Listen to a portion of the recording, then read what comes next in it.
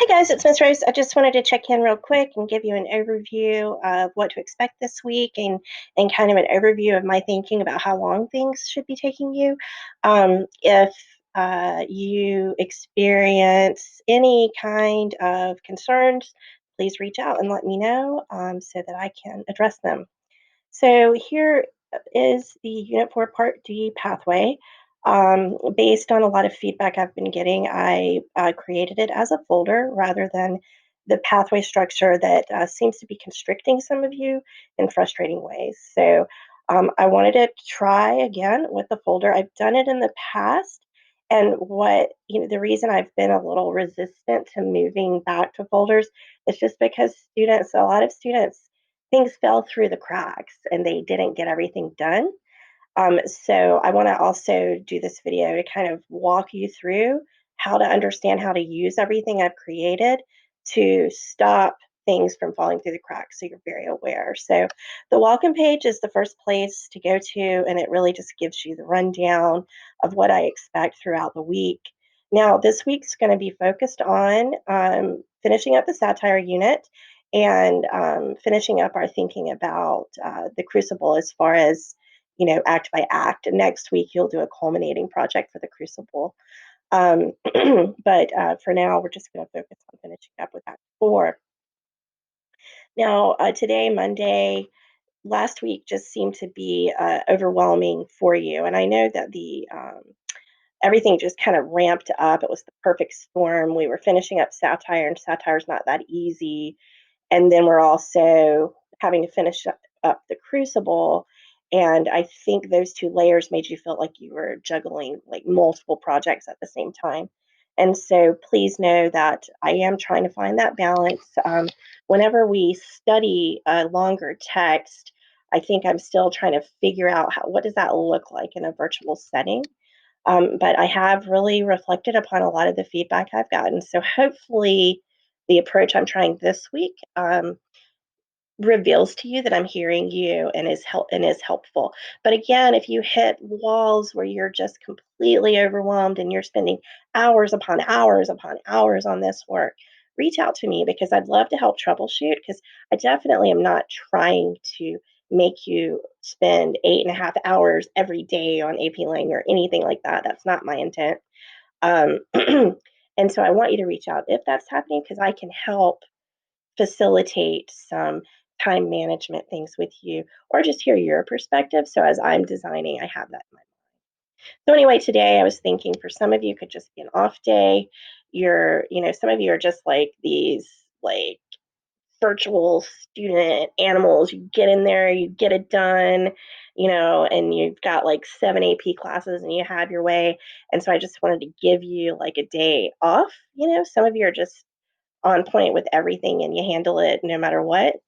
And so I thought maybe you could just take a break. Some of you, though, I think you just kind of maybe fall behind.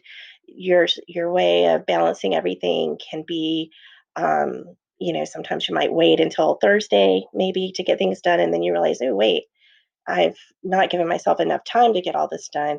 And so maybe you need to play some catch up today. I don't know. So today could be a catch up day for you. And remember, you do have to have Act 4 read to do the work this week.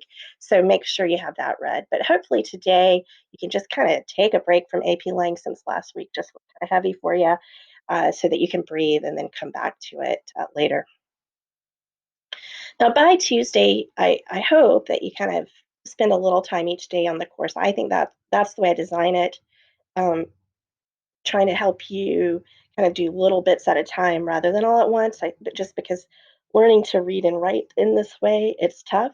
And so I think if you do a little bit over time, it's easier. Now, there's two major things we're achieving. We're achieving the summative aspect of the satire unit, and so I made one set of instructions for that. And what I've done is a choice board. So this choice board, you would begin with the square five. And square five, it's not an assignment per se, but what I've done is I've gone through everything that we've done, everything I've created, and I've put it all together in one place to kind of help you have an organized way to study. And then what I've done is I've given you 4 different choices for your FRQ. You choose the one you're most comfortable with, and then 4 different choices for your MCQ. And again, you can choose the one that you're most comfortable with. So you do 5, you start with 5, that's you're studying. And then you choose 1 FRQ from the 1 through 4 and 1 MCQ from the 6 through 9. Um, I've given you a little bit of instructions, a little note about how this is scored and what it will look like in the grade book. And then here's the Dropbox for you to turn in your work. These are not on My AP Classroom, so you'll type it in a Google Doc and then you'll paste your work here. Um, And then the MCQ, you'll go directly to Common Lit to take those. Because I've given you all these choices here, I've just assigned it all in Common Lit. I haven't collected those links or anything, so you'll just go directly to Common Lit via class link. You go here, you click ELA, and then there's your Common Lit. And when you open it, you'll see all of these assigned to you, but you'll pick the pair that's on the one you've chosen. So, like, and I've tried to assign them in the pair so you'll see them kind of together. Okay, so that's summative. You do this throughout the week as you can get it done, and everything's due by Friday at 4. Now, the Act 4 close reading activities are what I'm trying to do is play around a little bit with the discussion requirement.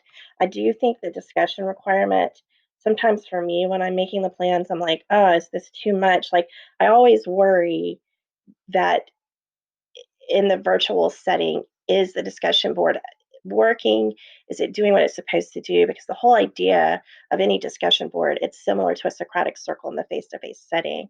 It's just a chance for you to kind of jump in and just unpack this text and really kind of roll around in the uncertainty of it and get at it. That's the point of the Socratic circle, and that's the point of the discussion board.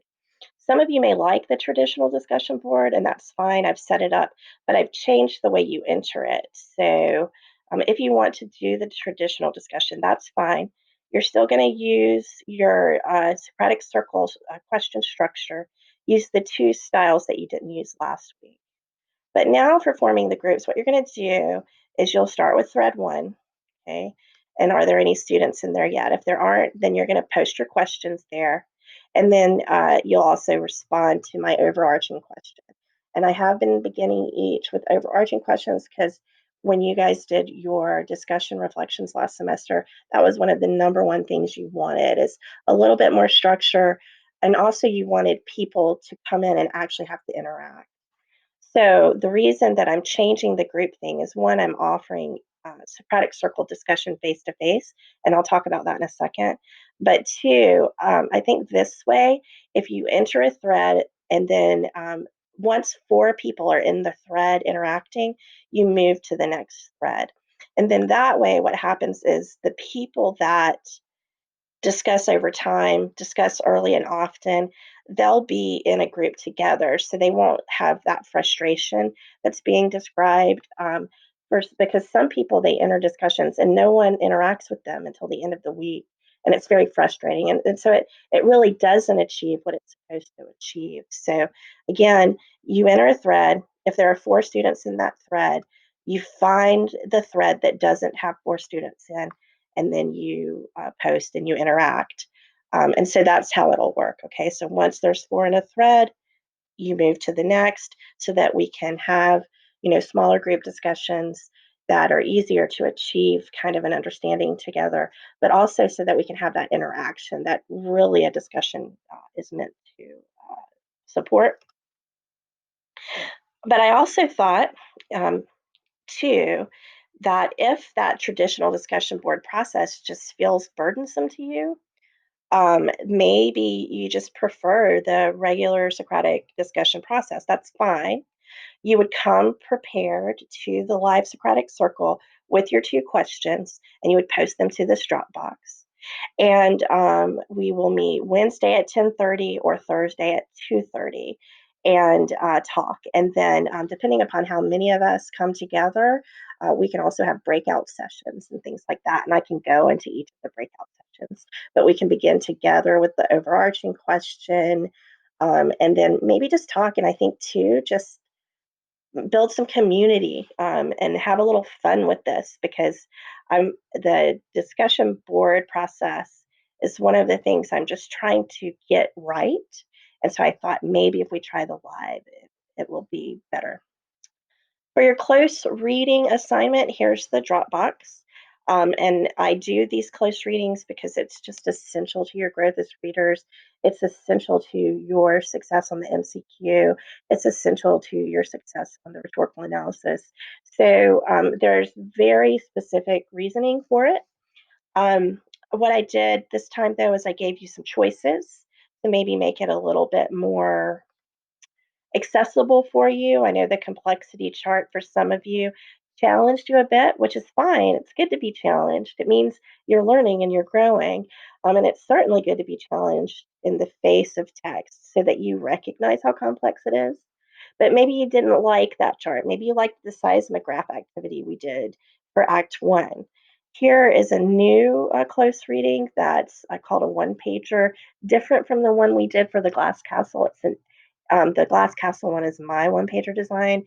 This one is designed by a company called Avid, and I'll have some when I get to school. I'll take some pictures of some paper-based ones if you want to use paper. Although I think since we're virtual, using Canva or Adobe Spark is another way to practice those virtual skills, and it can make it really easy to make it pop. Um, and then your reading check requirement, it will open on Wednesday of this week and close on Friday. So I was trying to give you a little more time with that reading check. It will be short answer, and I should have all of them scored before Wednesday so that you have some feedback. So basically, that's what you're achieving this week.